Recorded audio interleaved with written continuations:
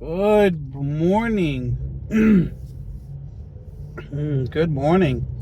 We are out and about trying to take care of some taskers this morning, trying to get some things done on our to-do list. And, got the puppies with me, and we're kind of knocking this stuff out. So I figured, why not talk about seven things, count them, seven things that are going to prevent you from retiring or retiring early. And the more that you have on this list, the greater the odds that you're going to be prevented from retiring early. So let's just dump into it. Number one is if you have debt. The more debt you have, the harder it's going to be to retire. Ultimately, you should not have any debt. So debt like high interest credit cards, high interest loans, student loans, all these things, and there's other types of loans, all these things that can prevent you from retiring because you are throwing away free money. The more interest, more debt you have, the more money you're just giving away. And we're not talking about utilities and different things, monthly expenses that you have to have. We're talking like credit cards and car loans and things like that, personal loans, where you're paying monthly interest that you're just giving away free money, your hard-earned money, freely to somebody else that lets you borrow a little bit of money. Some people will tell you, hey, you want to be in debt. I've been told my whole life, as a child, as an adult, you need to be in debt. That's how the economy works, by being in debt all the time. And it never made any sense to me. Why do I want to be in debt? Why do I need to be in debt? How does that build wealth? How am I going to be able to retire if I always owe somebody money?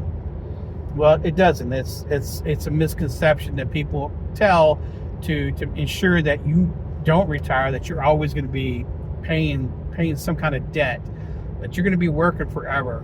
Don't. If you can save money, budget. If you need a new car, budget and save money until you have enough money to buy that car, or buy that phone, or that computer, or clothes, whatever it is. You want to set aside money. You need to plan that stuff out, but try not to give your money away for freely. Debt is not good. No matter what anybody tells you, debt is bad. We have no debt. And if you have to have a credit card, make it like a 2% cash back credit card like we use. We have one credit card that we use, and in the last 6 months we made over $2,000 in cash back by using this card. We try to pay our card off every couple of weeks or every week, whenever. We make payments on it regularly. That way we're not incurring, or if we do incur, it's very little interest on those funds that are there more than 30 days, which very rarely happens. So we're constantly making money back, and we're paying very little interest. That'd be the ultimate goal. But yeah, try to get rid of any debt. And if you have debt, take the biggest bill, highest interest rate, whatever's eating the most interest, pay that bill off. And if you go and add more to it, pay that thing down as fast as you can, and then take those funds and add that to the next highest bill, and do that just over and over. Just repeat that process until you have no debt. You'll be very, very thankful. When you have no debt, you have money. When you have one debt, one bill, you're always going to feel like you don't have enough money. That was something that was told to me a long time ago in my 20s, and didn't quite really understand that until I was actually out of debt, because I think at one time I had more debt than I had income, and it was a shocker, and I had to figure that part out. But I'm here today, and I got past that. Number two is a mortgage. Mortgages are good and bad. I get it. But if you have an expensive home, a luxury home, big home, you have a home bigger than you really need, which is a lot of people nowadays. They have a huge mortgage bill. The bigger your mortgage, the bigger the cost and maintenance it is for it. The taxes, the upkeep, the yard, just everything in general. Your utilities are more expensive. Everything goes up. The more expensive your house is, the more expensive it is to be there, to do whatever. Do you need a 6-bedroom house when there's only 2 or 3 of you there? We've been told our whole lives that success is measured by the house you have, the cars, and yada yada yada yada. But is it really? Most millionaires, people with a lot of wealth, are very modest, very nomadic, or very, I guess, cheap. They look poor, I guess. I don't know. I don't have $1 million house. I don't have a luxury house. I would love a luxury house, but I'm not paying for a luxury house. My house is 1,900 square feet, 3 bedrooms, and it's still too big for us. We're looking to downsize even more. It's just little things like that. To me, I see like the upkeep on a 1,900 square foot house is a lot of money. It takes a lot to maintain that. So if you have a mortgage and if your mortgage is a lot of money, do you really need that? Maybe think about downsizing. If you really don't need that big of a house, but like I said, the bigger the house, the more money you're shelling out to keep an upkeep on it. Insurance, you name it. Everything goes into it. Rather it's power, utilities, taxes, everything. It's just a lot. So something to think about when you're buying a big home. All right. And then number three is keeping up with the Joneses. So let's get into that. Keeping up with the Joneses.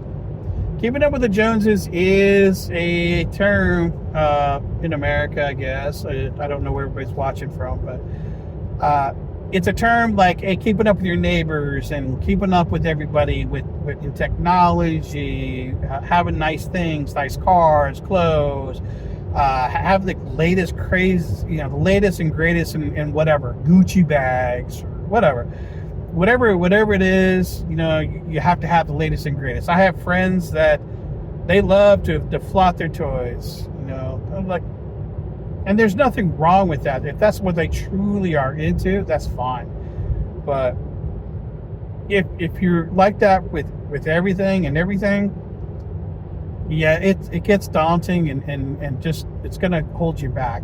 I remember I was talking to this guy, friends a long time ago, and he left the company and came back, 6 months later, and I don't think we were ever friends, but we knew each other and stuff.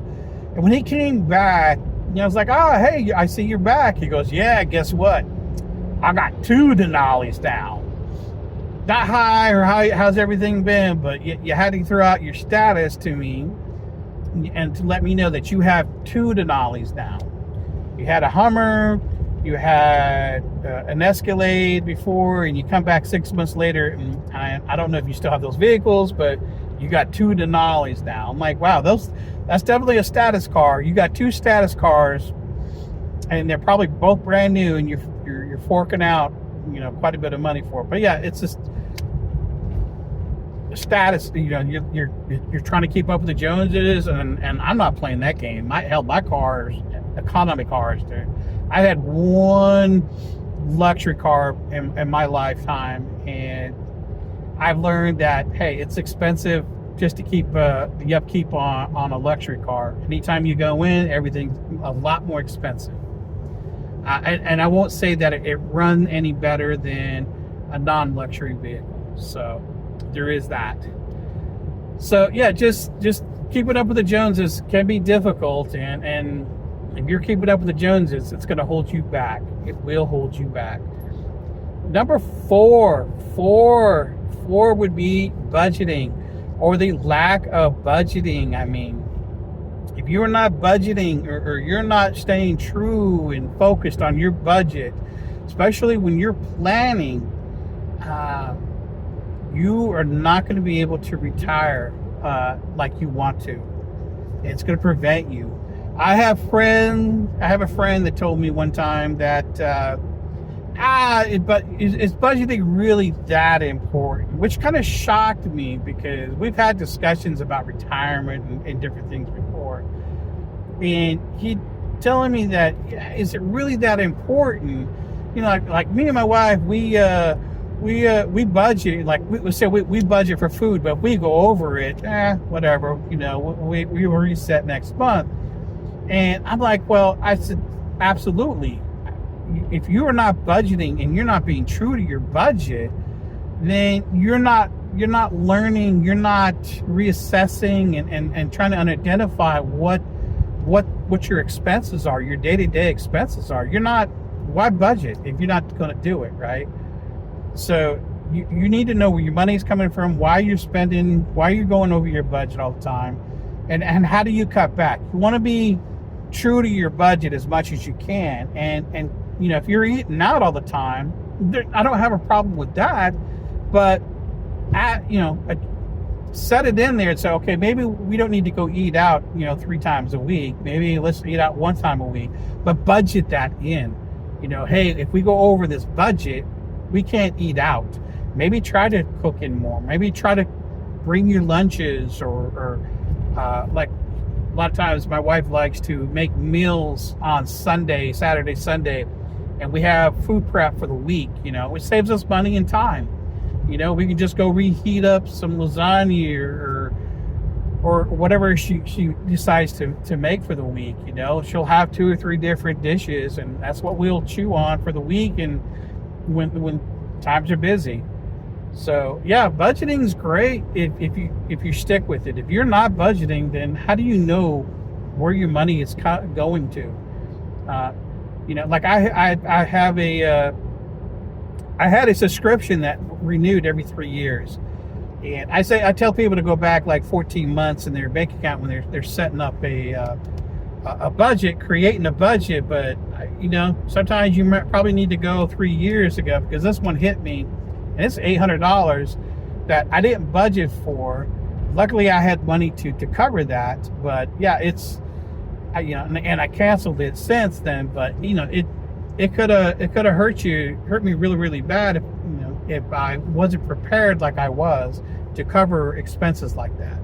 So having a budget and knowing what all your subscriptions are, knowing what your utilities are, and being able to cover those buckets, and some of those buckets, like power, electricity, varies from month to month. And if you are allocating money every month in there to cover those fluxes of up and downs, then you should be more than okay. So budgeting is very, very important, and people that don't understand or don't seem to grasp that budgeting is important, and or they're budgeting and they're budgeting, but they're not budgeting, it's gonna bite them in the butt sooner or later. So yeah, tackle that while you can. Budgeting is very, very important. We'll see. That was 4. 5 is not having an emergency fund.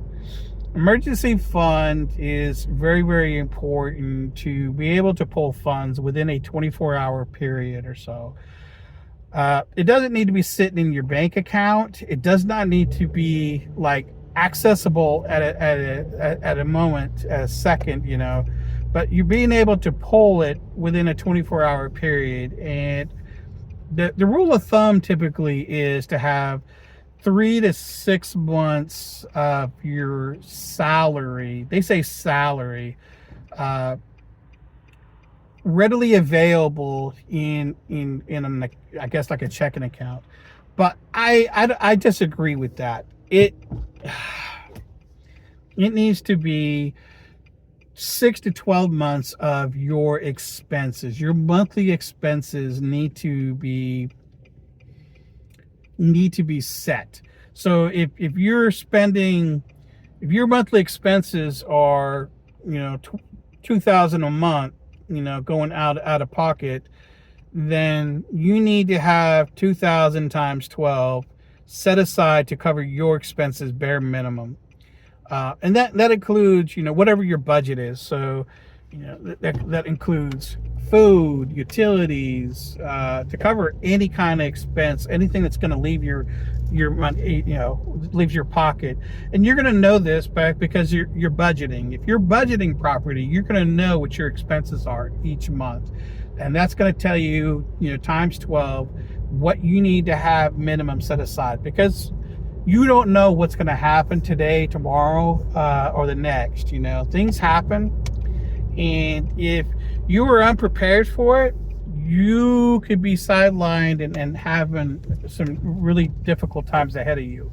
You want to make sure that you can cover your expenses.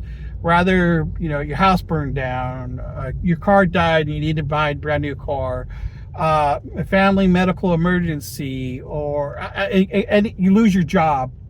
Like I said, there's no company out there that is loyal to you. You are loyal to you, and you need to take care of you. You are what's important. Don't expect that a company is going to take care of you, because they typically are not going to.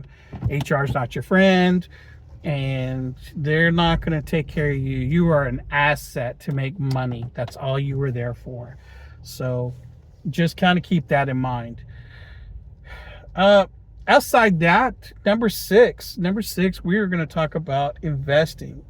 You need to make sure that you have zero lazy dollars on the table, making money. You need to make sure that you're making money, that your money is not just sitting there being lazy as I get out. You want to make sure that you're investing in it, in something, whatever is going to make you money. Rather that's the stock market, real estate, you have side hustles. You want to have some kind of investment that's going to continue to bring you money month after month. And how aggressive you are with that is up to you in your strategy. I think for me, I do a lot of investing. I don't have a side hustle other than, I guess, this YouTube thing that I'm playing around with. I'm getting ready to build me a woodworking shop to do some woodworking, but I no guarantees in anything that I'm gonna do. But you want to make sure that you have money coming in, or your money's not really not that it's coming in, but you're making money month after month. Rather that you're playing stocks or leverage or whatever it is, but just do your research and be smart about it. Have